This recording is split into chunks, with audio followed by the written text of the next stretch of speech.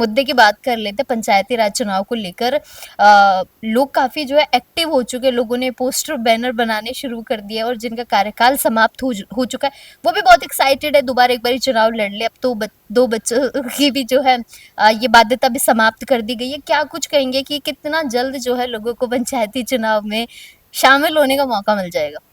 इसमें यह है कि पंचायती राज चुनावों से कोर्ट भी जुड़ा हुआ है।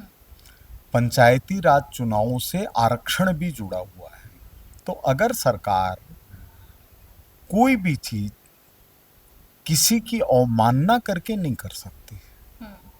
जैसे विधानसभा के अंदर सरकारी पक्ष की ओर से कहा गया कि आप अगर अभी चुनाव चाहते हैं तुरंत, तो जो जो चीजें अटकी पड़ी हैं उनके लिए आप लिख दीजिए कि इनको अटका पड़ा रहने दो।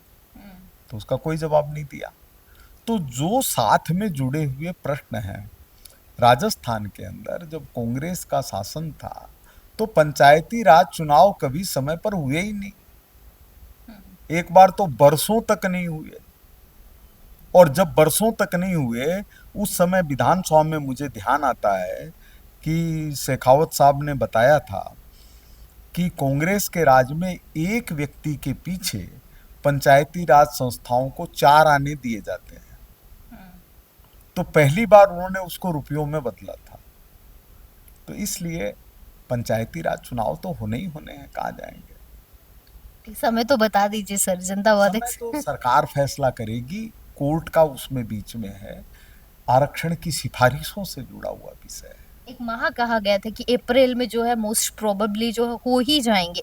तो मुझे तो सिर्फ इतना सा बताइए कि अप्रैल के अप्रैल में अंदर कैसे? संभव है अप्रैल में कि नहीं? संभव ही नहीं लगते हैं। अप्रैल में कैसे संभव होंगे? अप्रैल में तो नहीं लगता मेरे को। नहीं है। ये तो मेरा अंदाज है कि अप्रैल में तो नहीं होगा। आप बड़ा अच्छा एनालिसिस करते हैं, पत्रकार हैं, तो आपकी प्रेडिक्शन शायद अभी सही। मेरे को अप्रैल में तो नहीं नहीं। लगता। चलिए, बहुत शुक्रिया सर। तो ये थे मेरे साथ सिविल लाइन विधायक से सिविल लाइन क्षेत्र से विधायक गोपाल शर्मा जी, और काफी सारी बातें आज सर के साथ हुई, जो 2-3 मुद्दे थे जिनको आप सुनना चाहते थे, आखिरकार उनके जवाब आप लोगों को मिल गए हैं। अब सिविल लाइन की जो बातें हैं खूब सारी, क्योंकि एरिया बहुत बड़ा है, वो बातें जो है थोड़े दिन बाद हम करेंगे। आज आपको तमाम जो आपके सवालात थे उन सभी के आज जवाब मिल गए हैं। फिर मिलेंगे सर के साथ भी और तमाम छोटी बड़ी अपडेट्स के साथ भी। कैमरा सहयोगी मुकेश के साथ मैं दिव्या शेखावत, हमारा समाचार।